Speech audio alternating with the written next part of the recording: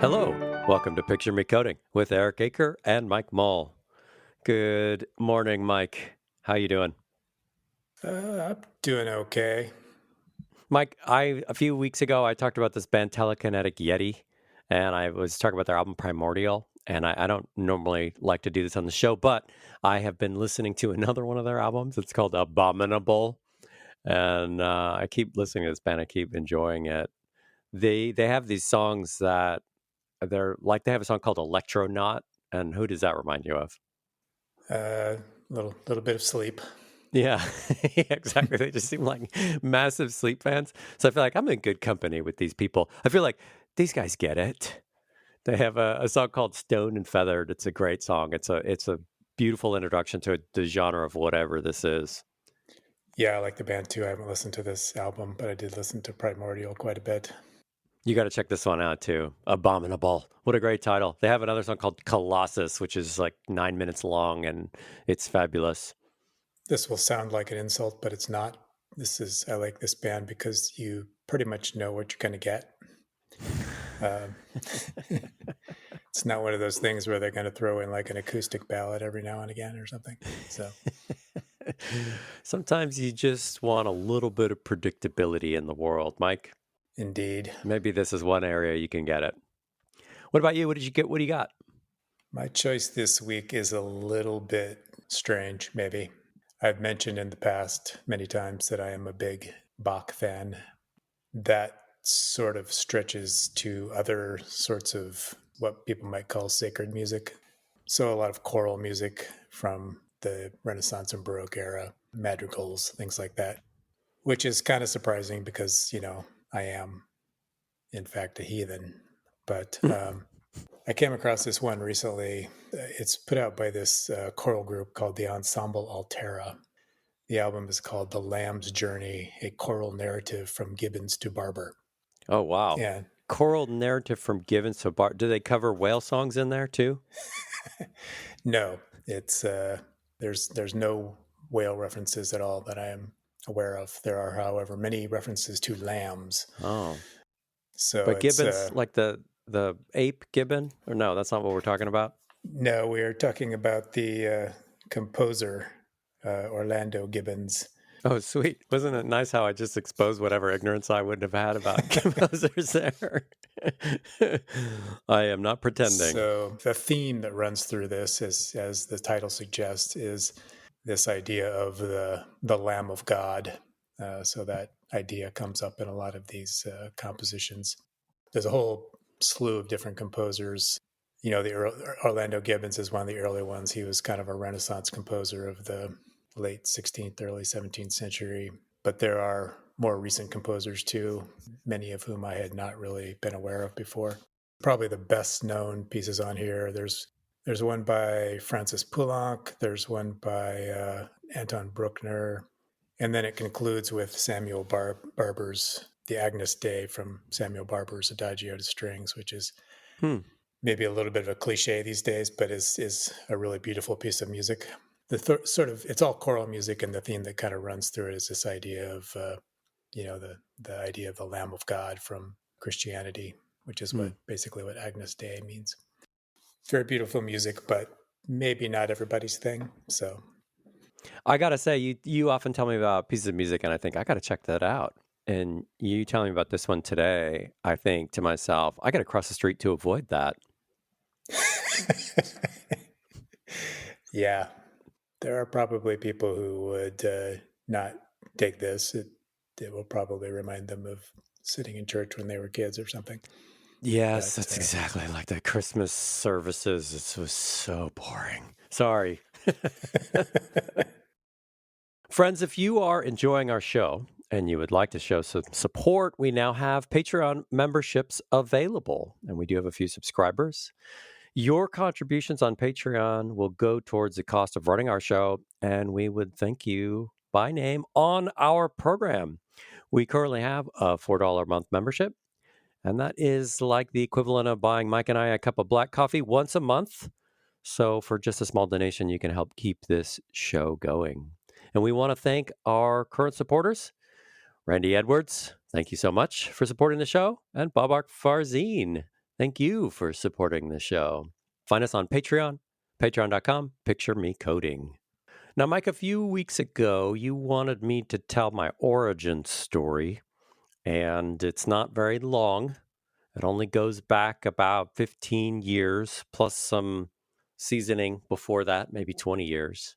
And I thought, well, this is really unfair. You have a much richer, longer, and more interesting origin story than I do. I'd like to hear yours.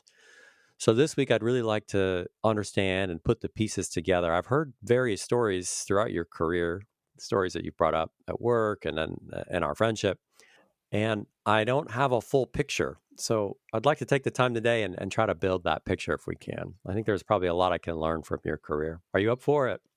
Are we going to go all the way to my birth on the planet Krypton? Sorry. Silly joke there. Let's start with, how did you start getting into computers? Can you start there? Sure. When I was in high school, a very, very long time ago, probably before most of our listeners were actually alive, I was a pretty nerdy kid. And one of the nerdy things I was into at the time was stereo equipment. So I was already a little bit of a music nerd, but I was also kind of an electronics nerd. I would get the Heathkit catalogs in the mail. I don't know if anybody knows what those are anymore, but What is that? there used to be this company called Heathkit, and they would send out these catalogs. And basically, what they sold was these electronics kits that you could assemble. It was things like you could build your own shortwave radio, or you could build stereo amplifiers. I had a couple of acquaintances that were also into stereo stuff, and so we would like travel around to stereo stores and look at stuff that we couldn't really afford to buy. At some point along that journey, Heathkit started selling computer kits in their catalogs, and Like you could build a computer? yeah, you could build a personal computer. I've forgotten exactly what the model was called now, but it kind of opened up this world to me that I wasn't totally aware of at the time. So, this, just to set this in context, this would have been probably around 1977, 78. So I realized after that I would read stereo magazines, but when I went into the bookstores, that there back in the day they had these places called bookstores where you could go and buy books and magazines. Oh, that Um, sounds cool. yeah. Um, so I realized that in addition to these magazines about stereo equipment, they also had people were starting to put out magazines about computers, and there were a few different ones. Byte magazine was around for a long time, and the one that I was really into was called Kilobaud Microcomputing. I don't remember Hmm. where the name came from. So I learned about all these computers. I think the Apple II was out by that point in time, and the Altera had been around for a while, and But there you was didn't have one. I didn't have one. No, I just it's probably hard for people to even imagine now, but the idea of having a personal computer in your home at that point in time would have been really, really strange. It would have been like, having your own nuclear weapon or something. It just wouldn't have been a normal thing. So I started buying these magazines, and I started, seeing these program listings. And in my freshman year of high school, I think it was my freshman year, there was this guy who was actually the high school shop teacher. He taught like a metal shop, but he was also for some reason into electronics, and he bought this personal computer made by, shoot, I'm having a brain cramp. Atari? Was it the Atari one? Atari, yeah, the game company Atari. They made this line of personal computers. They're pretty similar looking to the Apple IIs. He would let us come into his shop where he kept the thing and program it, and that was where I started writing my first programs, which would have been around 1978 or so. What was the programming language? It was basic, is what we had access to. If you'd have been sophisticated enough, you probably could have also programmed it in the assembly language. I don't know for sure now. I'd have to look it up, but I suspect that was probably either a Z80, or I think it was the 6502 processors were used in the Apples back then. So Hmm. you could, if you'd What? had the right tools, you probably could have done assembly language, but I did not yet. So this is back in the days when if you were going to write a program, you had to actually save it to a floppy disk, and then if you wanted to run the program, you put the disk in and you put the little knob down. But I'm already like 10 years post this, right? They probably didn't have floppy disks. Yeah, the personal computers of the time would have probably just been in the process of switching from 8-inch to 5 1/4 inch floppy disks. Although, as an interesting historical footnote, the Atari that my shop teacher bought did not have any disk drive, and the way that you stored things was on a cassette tape. Oh, that's pretty rad. People don't believe me when I tell them that, but yeah, it was. Did you ever put it in a tape deck to see what it sounded like? Did it sound just like screaming squirrels or something? I don't remember doing that, but yeah, it probably did. I mean, you essentially just connected what was a consumer grade cassette player to the computer, and that's how you stored Hmm. stuff. And it was obviously not a random access sort of thing, so it was Mm-hmm. very slow to save and load things. But yeah, the good old days. Well, who else were you the only one who would go and play on this computer? Did you have like a computer club or something like that? I mean, who was No, participating in this? we never did start a computer club. There was me and a couple of other super nerdy kids who would sometimes mess with it. There was a ham radio club that I was a part of. It actually got canceled after my sophomore year in high school because this is a weird detail, but there in 1977, 78 there were these two winters where there were these massive snowstorms, and both years my high school had to cancel like multiple weeks of classes. And so in my sophomore year, which was maybe winter of 78, they just canceled all the classes, and sorry, they canceled all the clubs because they needed the time to make up classes, and that club never got going again. But Hmm. yeah, we had sort of limited access to it, but we would go in when we could and sort of tinker around with it and What write basic programs. And what kind of programs did you write on the thing? oh, they were like really simple math things, like calculating Fibonacci series. And there was some primitive graphics stuff. So you could like draw lines and that kind of thing. And I remember writing this program that was trying to simulate the idea of moving through a tunnel by trying to draw rectangles on the screen that were Oh, progressively smaller. So it would give you sort of a perspective thing. so fun little puzzles But to see if they're possible to solve on the machine. That's kind of what you're getting out of that, maybe. yeah, nothing too sophisticated. Obviously, some limitations of both the hardware and the cassette tape drive. Did you copy programs from the magazines you were reading? A little bit.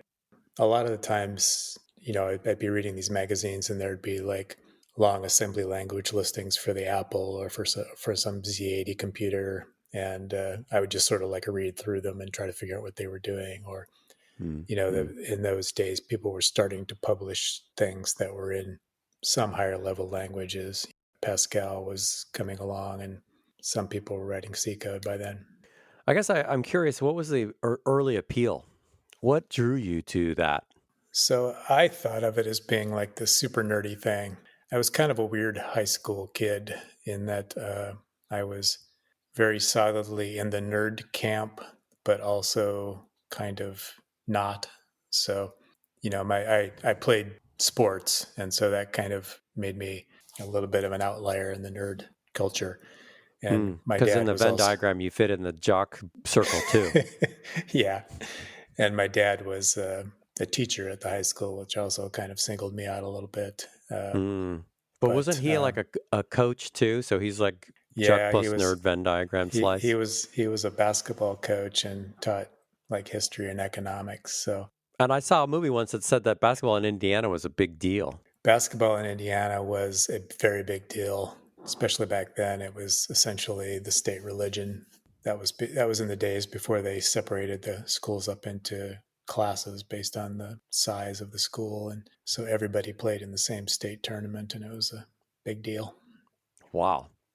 There was a Wes Anderson film that came out a couple years ago called Asteroid City, where all these high school kids go to this desert city in the Southwest for this conference of what's called their junior stargazers, and they're all geniuses, all these high school kids, which seems to happen a lot in Wes Anderson films for some reason. But this is something that happened in your life. You were a junior stargazer. You told me a story like that. What was the story? Let me see. Well, probably in my high school years, the space shuttle was a big thing. It was the early days of the program, and it was before, was it the Columbia or the Challenger? The first one, I'm forgetting now, but Challenger that before the that before the first big disaster that kind of, Challenger. yeah, in those years, there was this thing called the Space Shuttle Student Involvement Project. And What a great name. S yeah, S S I P. exactly. Just a mouthful. Yeah, it was basically just like a science fair type thing. The gimmick was that if you won the contest, they would fly your experiment on the space shuttle. So it's a nerdy science kid thing for the whole Nerdy science country. kid thing for the whole country. I won on the regional level and got a trip to the Huntsville, Alabama NASA facility, which is lesser known but kind of interesting because they did a lot of the materials science work there, and it's called the Marshall Space Flight Center. But yeah, so that was kind of my space camp, asteroid city You equivalent story. you got to see Asteroid City. You've never seen it. I mean, your story is like right there. You're going to be like, "Whoa, that's what happened to me." It was an interesting time. My high school was not a large high school, and it was not one of those high schools where there was a big nerd population. We didn't have a chess club or like a math club or anything like that. But I did get pretty lucky in that I had this really excellent high school chemistry teacher, this Hmm. guy named Tom Adams, who he actually let me start the chemistry curriculum a year early. And so I spent 3 years taking classes from him, and he was kind of my guide during the space shuttle thing. He was also kind of what influenced me to go to college as a chemistry major, as opposed to my choice early in high school would have probably been electrical engineering or something like that. But Hmm. he had a pretty big Hmm. influence on me. And so I ended up going into chemistry as an undergrad. That's interesting. Where'd you go to college? Oddly enough, I went from Indiana to the University of Arizona, which was a weird choice even at the time, but there is sort of an explanation. My family had spent some years in Arizona in the late 60s and early 70s, and my grandparents had moved there to Tucson after they retired. So I had some family there, and I was kind of eager to get out of the Midwest because it was so cold. In retrospect, it was kind of a weird decision because, I was like an hour away from Purdue and an hour and a half away from IU and a couple hours away from Michigan and University of Illinois, So these all world of class which were, universities. yeah. So you have this kind of quixotic, like, I need to get away from Indiana. I'm moving to Arizona. Yeah, I wanted to get away from Indiana. I kind of wanted to be out on my own a little bit. If I had researched it more and had more knowledge about what was available, I probably would have ended up in California then. Hmm. Because obviously, if you want to go somewhere warm and go to a good school, California is a good choice. In any case, I went to Arizona as a chemistry major. So you got more involved in writing programs, working with computers in college then, even though you were a chemistry major? Yeah, so I knew pretty quickly into my chemistry major that I was probably never going to be a successful lab chemist. I Hmm. really did not like lab chemistry. Couldn't imagine myself doing, wet chemical research. Why didn't you like it? I think partially it was because I was not good at it. There's a Oh. little bit of an art to it. You need a little bit of sort of talent for it and intuition for it, which I did not have. And also, I really, really liked math. I thrived in the chemistry classes that were more mathematical and struggled in the ones that were like organic chemistry. I really struggled with. But things like physical chemistry, which is typically harder for most people, or analytical chemistry, I was much better at. Oh, but like organic chemistry is like mostly vibes, right? Well, I think probably a few people would disagree with you about that, but I never I took it, so remember, I'm just guessing from the outside. yeah, I remember one of my professors telling me that the people who made good organic chemists were the people who had sort of an intuition for the mechanisms of chemical reactions. I was kind of like immediately sort of like, oh, well, that is not me. So I Oh, think okay. I will do All right. something All right. else. So you're saying you weren't that into chemistry. I mean, you liked it, but more mathy side. I like the mathy stuff, and So at this time also, so this was, 82, 83, computers were starting to be more of a pop cultural thing. So up until this point, Mm-hmm. if you were into computers, it meant you were pretty much, pocket protector set and pretty nerdy. But in the early 80s, people started talking about computers sort of in a different way. It was still pretty nerdy, but, the hacker culture started to become a thing. As I've mentioned on here before, I was pretty heavily influenced by the movie War Games, which came out in '83. But not And Revenge of the Nerds necessarily. no, although oddly enough, Revenge of the Nerds was actually filmed at the University of Arizona campus. Oh, I didn't know that. Yeah, it was pretty annoying for a semester or so. So yeah, so I ended up buying a computer in my sophomore year of college, and I got pretty obsessed by writing programs and doing other things with my computer, and did not do so well during during the first semester of my sophomore year of college. Because you didn't go to class, you just wrote programs. Yeah, I did not go to class. I did not do my homework. I was not quite one of those people who could just show up for the test and do well. So, Hard to pull that off in chemistry. You should have switched to English. You could do that in English. yeah, I actually tried probably my sophomore or junior year to switch into a different major. But another thing that's probably hard for people to believe now is that my university did not have an undergraduate computer science program. Hmm. So that was not an option. My options were math or something like industrial engineering or systems engineering. Jeez. If you had it to do over, it seems like you could have gone to a CS, one of the CS programs around the country and probably done well. Yeah, I could have gone. I should have gone to somewhere that had a CS program. I don't know exactly where the best ones near me were at that point in time, but I'm guessing, probably a place like University of Michigan was starting to do that, and probably Purdue since it was an engineering college. But You could have gone to UT Austin and hung out with Dykstra. He was there. yeah, yeah, I never considered Texas, but yeah. So what kind of programs did you write in college then? And like what languages did you use? What was the computers you used? So I had one of the original IBM PCs. This was '83, I guess. How much were those things? They were expensive. I took most of the money that I'd saved up as a high school student, and I still had to borrow some money from my grandparents. And it was about the same price as a used car at that point in time. So, What? Wait, so but in the early 80s you could buy a used car for a few $100? yeah, it depended on the used car, but it was more than $2,000, which was a lot of money to me back then. It was like more than a Yeah. semester of college. So Yeah, that's a lot of money actually. Wow. it was a lot of money. Started off writing basic programs again, and then got frustrated with that and started writing assembly language programs. So the PCs were built on this Intel processor called the 8086. I started kind of hacking together assembly language programs, and then I kind of got lucky during my sophomore year in that the roommate of one of my friends got a job at Microsoft. And one of the benefits that he had for working at Microsoft was he got all the Microsoft products free. Oh. And so, about halfway through my sophomore year, a shrink wrapped box showed up at my apartment that had a brand new copy of the latest Microsoft assembler. Very nice toy for me. Were there communities that you participated in at this time, or were you just doing this by yourself? There were some.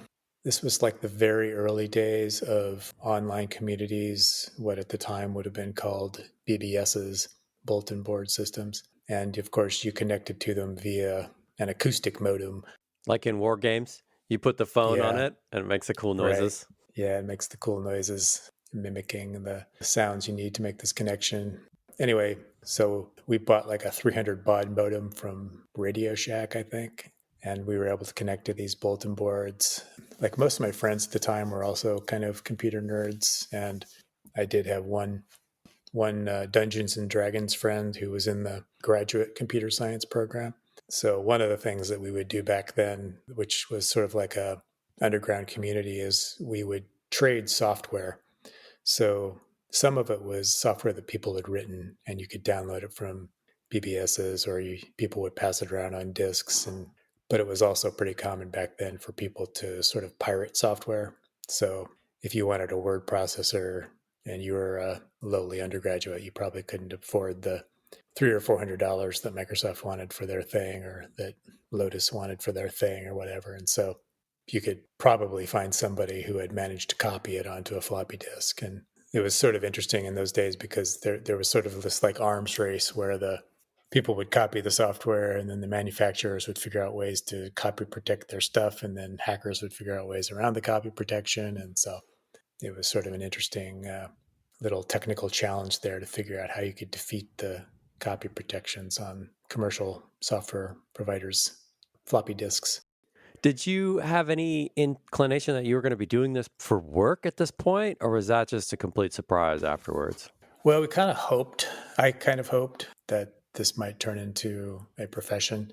You know, over the last 30 years, it's been such a large profession that it's kind of hard to imagine there was a time when it wasn't something that was normal. Mm-hmm. There obviously were people doing it. You know, Microsoft was an established thing by then. Apple was an established thing by then.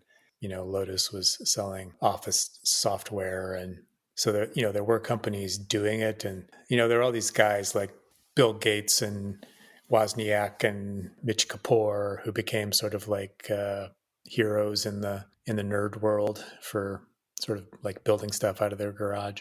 So, what was the first time you got paid to work on computer programs?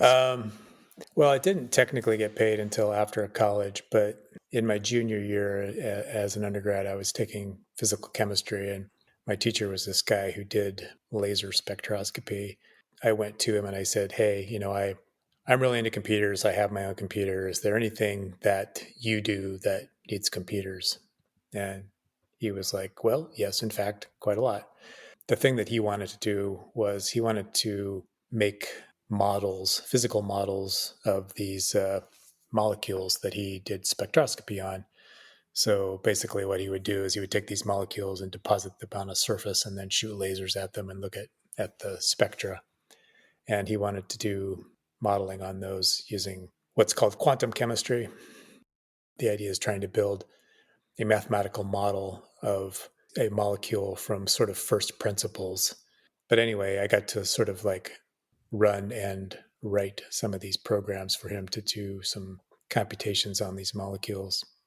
He also had a computer that he used in his laboratory to control the optical elements for his spectroscopy setup. So this was like the first time when I was Like a robot?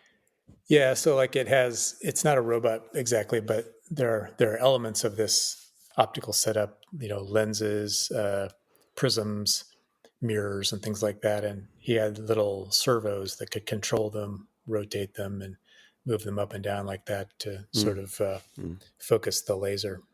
So anyway, that was kind of my first introduction to doing like real work with computers that wasn't just me fiddling around with stuff. That's pretty cool. But it was volunteer work as an undergrad.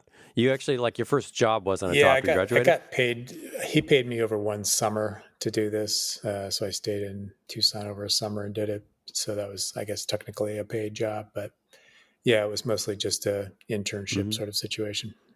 That's pretty cool. So then you graduate sometime in the 80s. And then what'd you do after that? So my wife and I got married right out of college, and my wife and I moved to San Diego, where I still am, and she got a job at what's called Scripps Clinic, kind of a combination medical research facility and hospital up near University of California, San Diego. I I was not employed when we came out here, but not too long after we moved out, I ended up getting a job at the San Diego Supercomputer Center, which is still around.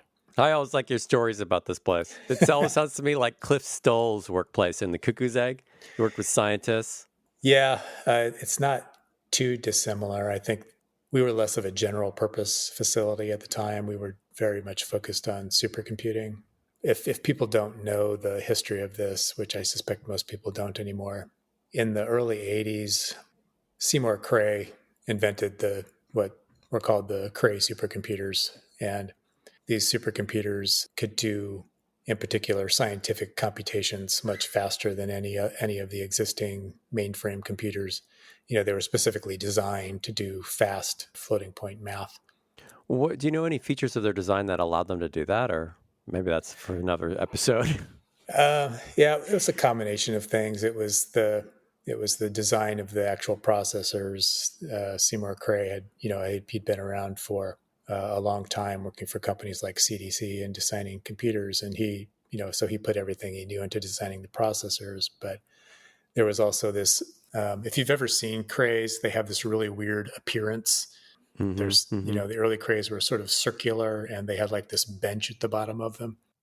Yeah, like a couch you could sit on around them. I Right. actually walked by the Supercomputer Center on the UCSD campus one day after hearing your stories for years, and I was like, "There it is!" I wanted to go inside, and I wanted to sit on that blood red vinyl couch that the Cray has around it. I didn't try though. That design was not just aesthetic. It was designed in such a way that the connections between components were minimized, so that like the wires were literally shorter, Mm-hmm. because Cray had worked out how long it takes the current to travel through the wires, and so he had designed things to make the wires as short as possible and stuff like that. But Mm-hmm. Mm-hmm. the idea was that these computers were very expensive. They were hard to build. They were hard to move and set up and maintain. And They the were like the upfront. Ferrari of computers. They looked Yeah, they fancy cost too. they cost millions of dollars and took a lot of support staff and a lot of electricity to run. And so the idea behind the supercomputer centers, I believe there were 5 of them initially, all supported by the National Science Foundation, which you might have heard of recently. And the idea at the time was basically to give scientific researchers access to these extremely fast computers, because it was assumed that every university was not going to be able to buy these for themselves because they were so expensive to buy and maintain. The idea behind the supercomputer centers was to give people access to these high performance computers remotely, so that they could run their jobs on these computers and do their simulations. So you didn't have to come to UCSD to run the stuff. You could remotely schedule jobs to run on the thing. Yeah, that was kind of one of the other things about the supercomputer centers that was interesting, is that they were among the first sites. They were on the ARPANET, and they were among the first sites to be networked. During the time that I was there, they actually set up what was called the NSF net, which was the first sort of backbone of the internet, which was Hmm. what they call it, a T3 backbone. So yeah, people could actually connect in various ways to the Cray supercomputers remotely and put their code on these machines and run them. But you were looking for a job as a programmer, and you didn't just happen to go, "Oh, look, open the one ads. There's a supercomputer center job. That sounds fun." Like, what did you Yeah, I do mean, there, and why did you go work there? so I was looking for a job as a programmer, but back in the day, you had to look through the newspaper or whatever to find job ads, and the job ads for computer programmers were things like you need to have 10 years of experience writing COBOL, or 5 years of experience with C or Ada or something like that, and I clearly didn't have those things. And even entry level jobs were a little bit of hard sell for me, because I did not have a computer science background per se. Hmm. So I And there got probably lucky. weren't a lot of entry level jobs. Sorry, go ahead. Go Yeah, ahead. there weren't a lot You of got entry lucky. level jobs, certainly not like there were subsequently. So I got kind of lucky on this situation, in that being somebody with computer experience and also computational chemistry experience kind of made me stand out among the candidates who were applying to the supercomputer center, because it meant that I could conceivably help the people who were trying to run similar types of simulations on the supercomputers. Hmm. So that really was what got my foot in the door. And so my first job was not really writing programs so much as it was helping other people get their programs running on the Cray so that they could do their simulations. Did you have to read heaps of garbage code that people had written? Well, I would not necessarily call it garbage code. First, a lot of it was Fortran. A lot of it was stuff that had sort of accreted over years, because it was written Hmm. by, generations of graduate students. So Oh, yeah. it wasn't stuff typically that had been designed up front and modularized in the way that you would probably do as a professional programmer. So it could involve a little bit of archaeology, but it was stuff. Computational chemistry was kind of what I got assigned to, but there was also finite element stuff and fluid flow, and there were Are even these chemistry things? I don't know what I don't know what finite well, element like is. Should I know what that is? finite element would be something where you're probably doing like structural modeling, like buildings or materials or Oh, okay. that kind of thing. I had a good friend at the time who was getting his PhD in computational fluid dynamics, and so there were a lot of people doing fluid dynamics. There were also some people who were doing straight up math, trying to compute prime numbers and things like that. Mm-hmm. Mm-hmm. So when I started there, I was what they call the user services consultant, which meant that my job was basically to help these academics get their code running on the supercomputers. But we also had a lot of other stuff. So it was a really good job for somebody like me who had some experience with computers but no industrial experience, because we had all these weird things that almost no other place had. We had these silicon graphics workstations that were $50,000 and $60,000 a piece that were used for doing sophisticated 3D graphics. We had a arrangement with Apple where they basically gave us free Macintoshes for the staff, so our staff computers were Macintoshes. We had all these massively parallel machines. Wow, that's cool.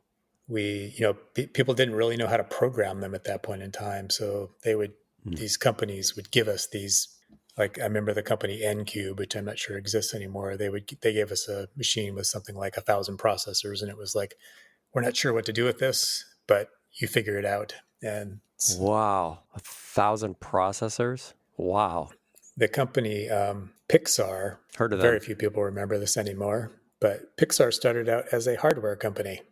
I didn't know that. Yeah. And so one of the machines that we had was a Pixar machine that was it was designed specifically for doing ray tracing. The Supercomputer Center actually started what they called a graphics lab, which had all the specialized hardware for doing computer graphics, because part of the mission was to do visualizations of scientific things, and like protein molecules and fluid flow simulations and wind tunnel simulations and that kind of thing. And so there was a lot of, Mm-hmm. in addition to the supercomputers, there was a lot of research into that type of visualization, which I got to participate in to a certain extent. So I had this colleague at the time who called it a halfway house to the real world. What does that mean? I thought it seemed like a good description, because there were a lot of people like me who were not, people who had come up through the Weirdos. weirdos. A lot of people like me who were into computers but had not really come through a computer science education. And there were also like this collection of people who they were PhDs and scientists and network specialists, and some of them were pretty eccentric. Some of them were a little bit disagreeable. And you met some pretty famous people there at the time when you were there, right? Yeah, because of the nature of the place and because of the draw of the fancy hardware, we would see a lot of people come through there. So I met Seymour Cray himself a couple of times. Stephen Wolfram visited there. Jaron Lanier was there. I don't know if people know his name as well, Or but Jaron Lanier. yeah, Is it how you pronounce that? we pronounced it Jaron Lanier on the day, but he was basically sort of one of the originators of the virtual reality idea, and Yeah, still talks about it. Yeah. he had this company at the time that was kind of like one of the early companies where you would put on a headset and see this virtual environment. I interacted with Michael Stonebreaker, who most people they met. If you don't know his name, you probably know what he's done, because he's one of the creators of Postgres and has also won the Turing Prize for his work in databases. Vince Cerf worked in our building, the guy who sort of invented TCP/IP and also won the Turing Prize. And he writes in the ACM, right? Isn't he like an Yeah, editor for the yeah, ACM? he writes a column in the ACM to this day. These are Um, pretty famous people you met working there. yeah, and it was partially just the academic environment. The Supercomputer Center is on the campus of UCSD. Some of these people were affiliated with UCSD. There were also a lot of people so this was the very early days of the internet. And so there were a lot of people who were doing things related to networking that were pretty cutting edge because, this was before the internet became sort of a popular phenomenon. Ubiquitous, yeah. So yeah, there were a few people there who started companies that later on went to be fairly well known. And there were a couple of high profile cybersecurity people there. And The Mitnick thing happened while you were there, right? You told me about that. yeah, so one of the people who was working there was Tsutomu Shimomura, who was a security researcher, among other things. He also worked as like an adjunct professor of physics at UCSD. But yeah, he's the guy who this guy named Kevin Mitnick broke into his computers, and Tsutomu helped the FBI track him down and arrest him. And Mitnick, he went to prison, but he also came back and started the company. What's it called? Know Before. Know Before. Know Before is the one we had the seminars, security seminars at work, Right. and there's Kevin Mitnick saying, "Here you go. If you open this email, you might be exposing yourself to hackers." This is the guy who apparently was so dangerous he couldn't use a phone because he might hack into the nuclear weapon systems and launch nuclear weapons at the time that they put him in jail. Right? Wasn't that what the determination of the U.S. government? He was regarded to be pretty dangerous. Although I think his thing was really more social engineering than technical. But he obviously was pretty technically adept since he got into Tsutomu's computers. Yeah, so it was a very interesting place to work, and gave me a chance to learn computer science in a way that I had not done so before this, because up until this point I had really sort of thought of computers as being hardware that I programmed. And so it really wasn't until the Supercomputer Center where I started to see this universe of computers and the abstractions of computer science in a more formal way. What's interesting is you're talking about you had access to all these different machines, different types of machines. The N-Cube machine with 1,000 processors, that sounds amazing at the time. And having that access, going from machine to machine, was instructive. It was a way to see patterns and become more adept at programming computers. And I was kind of thinking of an analogy nowadays. If you work in an environment where you have access to lots of different programming paradigms, but we don't tend to think, oh, I want to go and write code on lots of different computers. For us, a computer has sort of blended into a sort of a paste. Maybe that's my own perspective that's too skewed from not having to do like going from CPU to GPU or things like that. I don't know. I think it's sort of coming around again to, in a small way, to the way it was then, because like you say, people are now having to think about writing stuff for GPUs. I mean, it has been abstracted quite a bit. If you want to write something that works on a GPU, you probably don't need to be a total specialist in that area anymore. Mm-hmm. I think there were two effects of it. One is you got to think about the hardware a lot more than you do now, but also you got to think about not just why are these things different, but why are they the same? What are the similarities? What are the abstractions that apply to all these different types of hardware? And I think that was you build a model in your head for it.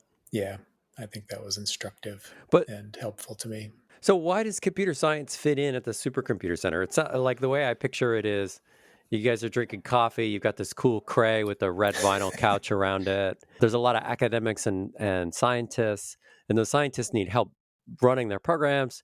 And when I think of scientists writing programs, I think of it more, code is like a means to an end for them. It's not a thing that they hold up as a pure, an aim in itself. How did computer science fit in there? Maybe my bias is completely unhelpful. So I think there were a lot of things that people were trying to figure out at that point in time, and the brute force approaches weren't always working. Some of it was computation, some of it was networking. So there was a lot of work that we take for granted now. Like people were still trying to figure out things like routing back in those days. Cisco was a pretty new company back then, and the internet was so small that you could sort of get away with doing things in a more brute force way than you can now. So like DNS maybe wasn't as common. You didn't have just DNS servers you could register. Yeah, or DNS would have been a little bit simpler back then because you could like literally enumerate all of the hosts on the internet in one file. So, you know, the idea of having like the hierarchy of DNS was not quite so important. But there were a lot of algorithmic things that people had to figure out. Like if you want to do a computation that's over a giant array, you know, like a million elements by a million elements, and then you want to parallelize that and divide it up amongst all the processors on one of these massively parallel machines. How do you go about doing that in an efficient way? Because Mm-hmm. it means you're going to have to do, you know, you can have to do some separate computation on the processor, but there's also sort of these edges where the parts that you're dividing up come together, and you have to figure out how to deal with those edges and stuff like that. MapReduce paper hadn't been written yet. Yeah, MapReduce was not a thing yet. So, you know, there was just a lot of basic algorithmic stuff that was being figured out to take advantage of this hardware and make things more parallel. Distributed systems were just starting to be figured out. One of the things that we would do a lot back in those days is we would do sort of semi-real-time visualizations of computations that were happening on the Cray. So, Hmm. you know, they do like a fluid flow simulation, and instead of just dumping out data about the state of things every second, you could actually send data over a socket and visualize it as the computation was happening on one of those graphics workstations. So, Mm-hmm. you know, So you could kind of see if it's working or not. Like you could sort of visualize, like, oh, that looks like a bug in there. yeah, so that, you know, that was all stuff that people were just starting to figure out, and it seems very mundane to us now, but like one of my good friends at the time worked on this project to do gigabit networking. You know, now we think of gigabit networking as being pretty much run of the mill, but back then that was like a huge deal. It was, you know, probably the fastest LANs back then were maybe 10 megabit. So the idea of Mm. doing gigabit networks over like a wide area was just almost like science fiction. Yeah. So that one interesting thing about that project was there were actually 5 projects that were spread out across the supercomputer centers, and my friend was working on this one to do interactive visualization of climate models.